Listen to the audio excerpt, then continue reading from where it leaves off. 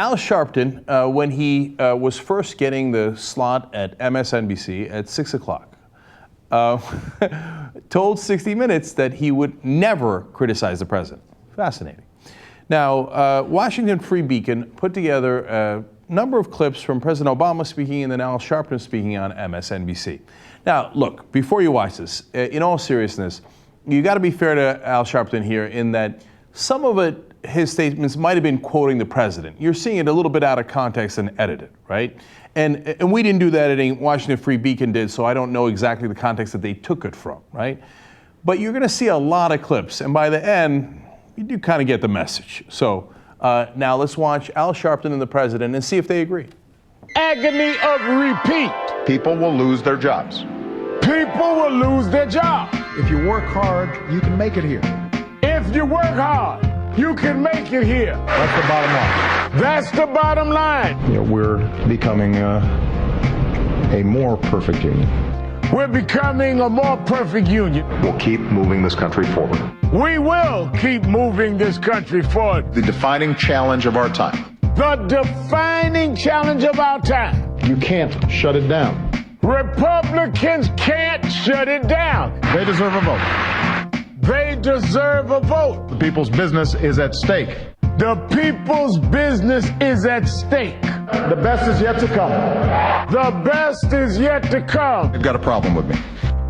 They've got a problem with me. They demanded ransom just for doing their job. Republicans are demanding ransom for doing their job. For what? For what? You came from someplace else. Somebody brought you. You came from someplace else. Somebody brought you. Shame on us if we've forgotten. Shame on us if we've forgotten. More tolerant and more just and more accepting.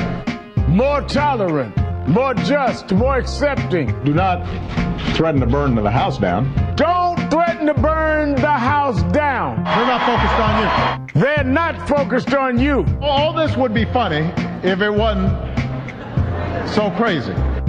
Yes, it would be funny if it wasn't so crazy. No, it's pretty funny now. Look, some will say, I had the 6 o'clock show on MSNBC before Reverend Al did, and that there's a little bit of cattiness. In reality, it's not about Al Sharpton at all, and I've never felt that way. If you're skeptical about that, bless your heart. But let me tell you why. Because it's MSNBC's decision. You know, are they going to challenge the government? Are they going to challenge the Obama administration, or are they not? And hence they pick accordingly. Reverend Al and I do completely different shows. So if you want apples, you pick apples. You want oranges, you pick oranges. So it's not Al Sharpton and I in a competition. I've never viewed it that way at all. And bless his heart, that's the kind of show he does. Obviously, I don't agree with that kind of show. I like to challenge the government. I want to be a watchdog, whether it's a Republican or a Democratic administration. And look, if you took this as just by itself, again, you might say it's a little unfair to Al Sharpton, but that was a lot of different instances where he repeated the talking points. But within the context of him saying he would never criticize the president, it does become a little bit more damning. But really, it's not about him. It's about the decision to go in that direction at MSNBC. That's why they picked him. So now you know. That was about as clear as it gets.